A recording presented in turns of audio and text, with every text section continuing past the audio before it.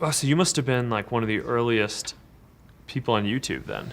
I would consider myself like in the second wave of YouTube. There's a lot of like OG YouTubers from like 2007. Yeah. That's like when it first started. I was 2009. Okay. It's been Wow. it's been a journey for this. What's up? 𝗬𝗃𝗽𝐻 here. So, quick background. Before you go down to the comments section and say, hey, why didn't you also talk about this? Or why didn't you grill him on this policy or this election stuff? And, there's a ton to talk about. I'm sure if we had a 2-hour podcast episode, we would have gotten to a lot more stuff. But he's a busy guy. And so we originally had we slotted 15 minutes to talk tech. So my thought was, if we only had 15 minutes to talk tech with Mark Zuckerberg, what would we talk about? Anyway, this is that conversation. Enjoy. All right, Mark, what's up, man? It's good. How are you? Thanks for having me on. Yeah, I'm good.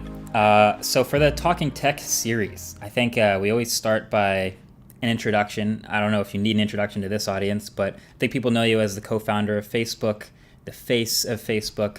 But I'll let you introduce yourself. What's your role every day, and what is that like for you? Yeah. Well, I guess I started the company and I've been running it for the last 16 years. And I think my job is pretty varied. I never really know when I wake up in the morning what what is going to be thrown at me that day. But overall, it's a really interesting mix of intellectual problems, and I'm grateful to get the chance to build stuff that so many people around the world love and use every day. It varies from the set of apps that you might have on your phone to some more far-reaching advanced technologies like the work that we're doing in virtual and augmented reality, which is personally one of the things that makes me the most excited. And we have these announcements coming out at Facebook Connect about some of the new work that we're doing. That's really interesting, actually. Do you split your time on the regular between Facebook, Instagram, Oculus, WhatsApp, or is it sort of every day has a little bit of everything? Yeah, I definitely split my time a bit more because there are just so many pieces at this point that if I were trying to tune into everything every day, then it would just be too much context switching. So as a matter of fact, what I try to do is like have a theme for a week. And maybe, usually I can't get away with just one theme, but I'll try to do 2 or 3 things in a week and have most of my time be focused on kind of nailing that and doing a good job at that. And then of course different things come up. I'm talking to people throughout the day, but we have really good people running each of the apps. It works well as a team, and that allows me to focus on some of the stuff that I think is the most important and whatever is coming up that I need to deal with. So I think one of the most interesting parts of the Talking Tech series when I get to speak to people is everyone has a unique perspective on tech in some way. And obviously you being at the head of a very important company like Oculus, that's what I'm most interested in, because at the head of it, you kind of have to have some sort of a vision for what you think the future of it is, which is, I guess, hard for me to wrap my head around. But can you talk a little bit about Oculus now? Like the Oculus Quest 2, by the time this comes out, will be the newest, latest, and greatest. But what does that future roadmap for a company like Oculus look like? Yeah, so if you look at the kind of broad history of technology, we get these new major technology platforms every 15 years or so. And each one delivers a more immersive experience and allows us to communicate with the people and businesses and things that we care about around the world with just higher fidelity. And when I look at what we have today, on our phones, phones are pretty amazing, right? You have this like incredibly powerful computer in your pocket, but it's not the end of the line, right? And there's all these things that I think are not that good about it, right? It pulls you away from the world around you. It's anything but immersive, right? It's a small screen. So the question that I've been asking is, what's the next wave of technology, and what's the next platform going to be, and what's that going to deliver for how we all connect? And for me, the essence of virtual and augmented reality is that you need to have a technology that delivers this feeling of presence, right? The sense that you're actually right there with another person and all the different sensations that come with that normally, right? Not just seeing someone on a screen, but having the spatial audio, so it sounds like if someone's standing over there, the audio is coming from there. Having it so that you can kind of, if you're interacting with them and you have an object, you can pass them the object, right? And it's kind of real time and there's no latency. Our eyes refresh every 5 or 10 milliseconds. So, having it so that you can have this whole 3D world and what other people are doing render in real time faster than that. So it just feels real.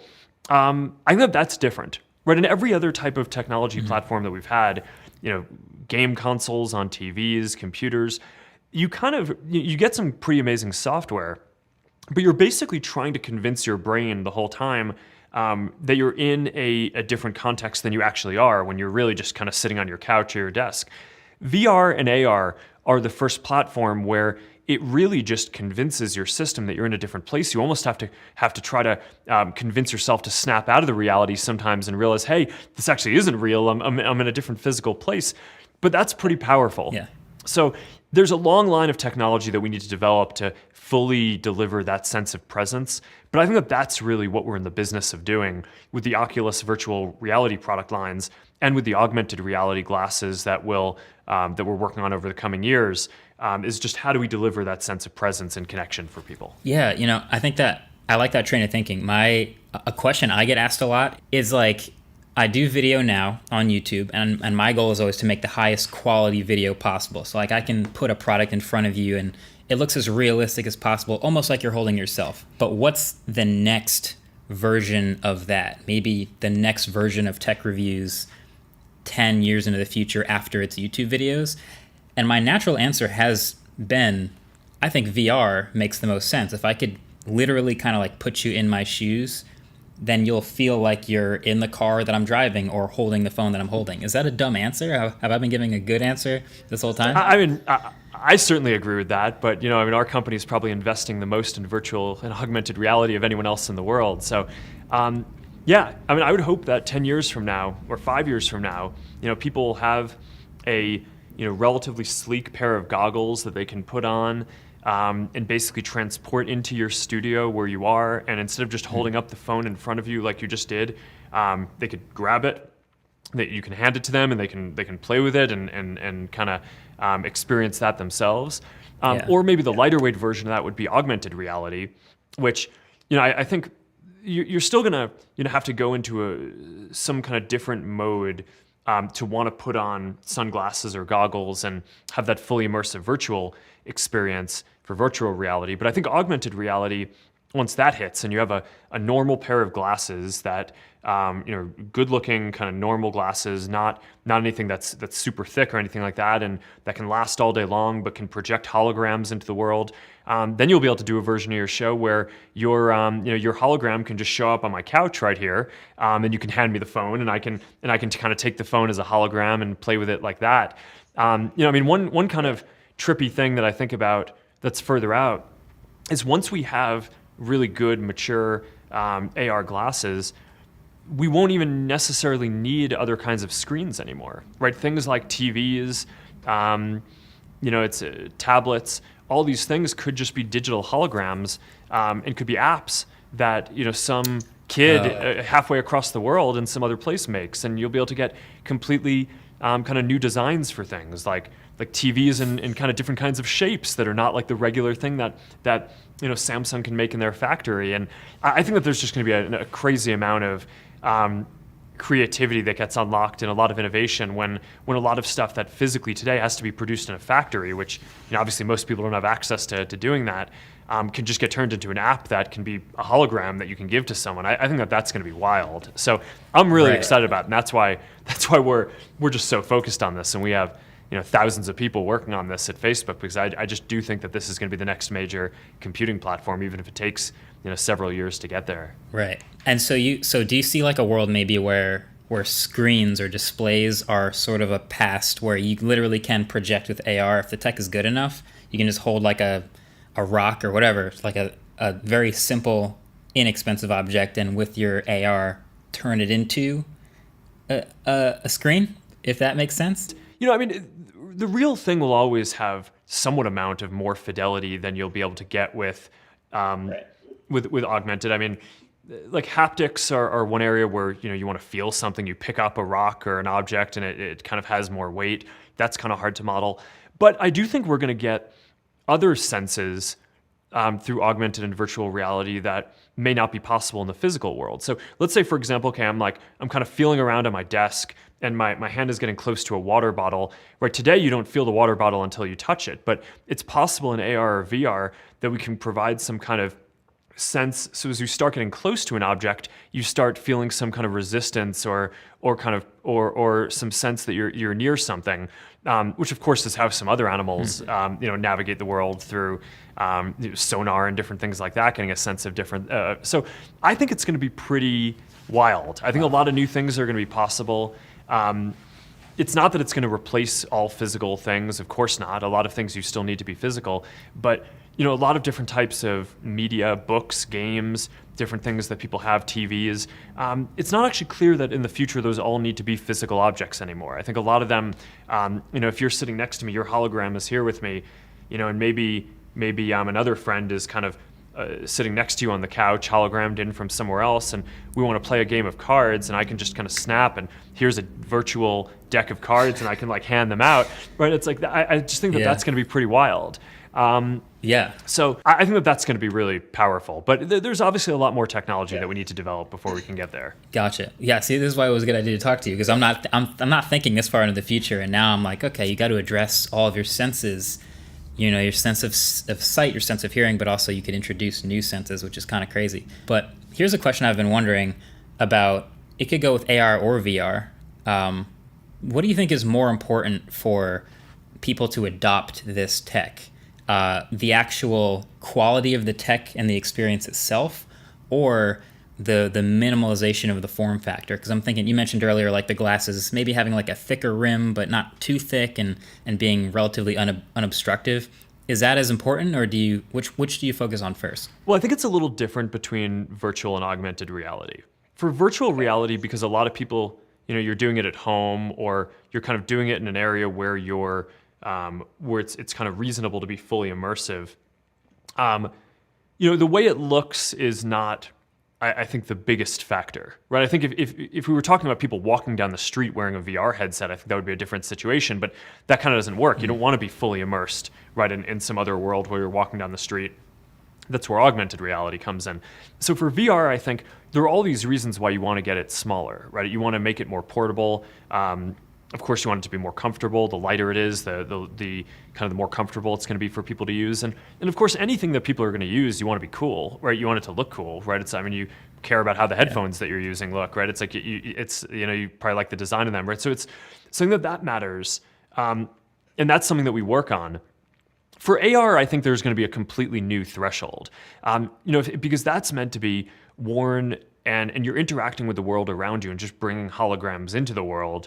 That, I think, has a very high bar for kind of aesthetics and feeling like it's a normal pair of glasses. So, it's if you think about the range of glasses on that, from really thin-rimmed glasses to pretty thick-rimmed glasses, I don't know if we can cram all the electronics into a very thin-rimmed glasses anytime soon, but the goal is going to be to try to get all the electronics and things that we need to produce that into kind of a normal thick-rimmed pair of glasses. I think that matters.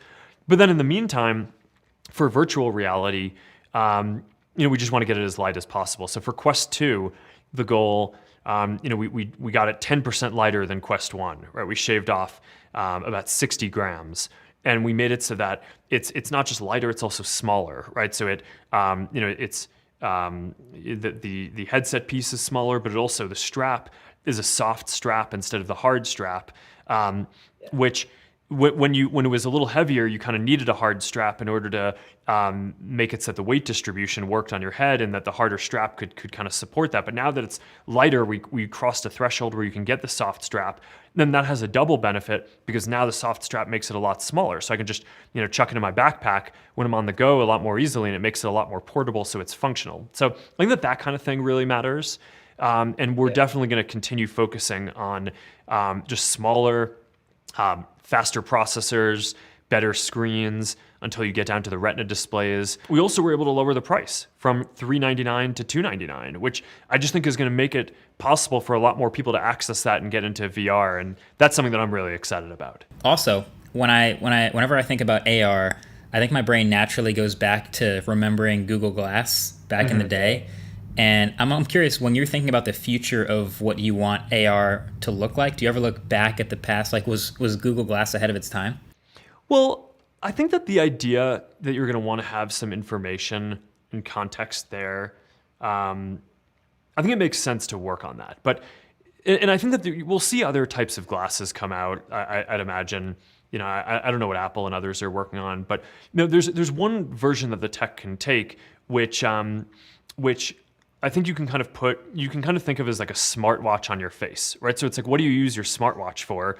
Notifications, maybe some information, and maybe you could have that in the corner of your eye.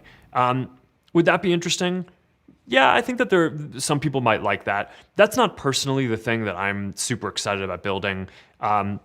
For a number of reasons. One is I come at this from the perspective of how do we connect people better. So, having some kind of information in the corner of your eye is just not as powerful from my perspective as being able to have like hologram Marquez here with me, and being able to to interact and kind of share objects or play a game physically together.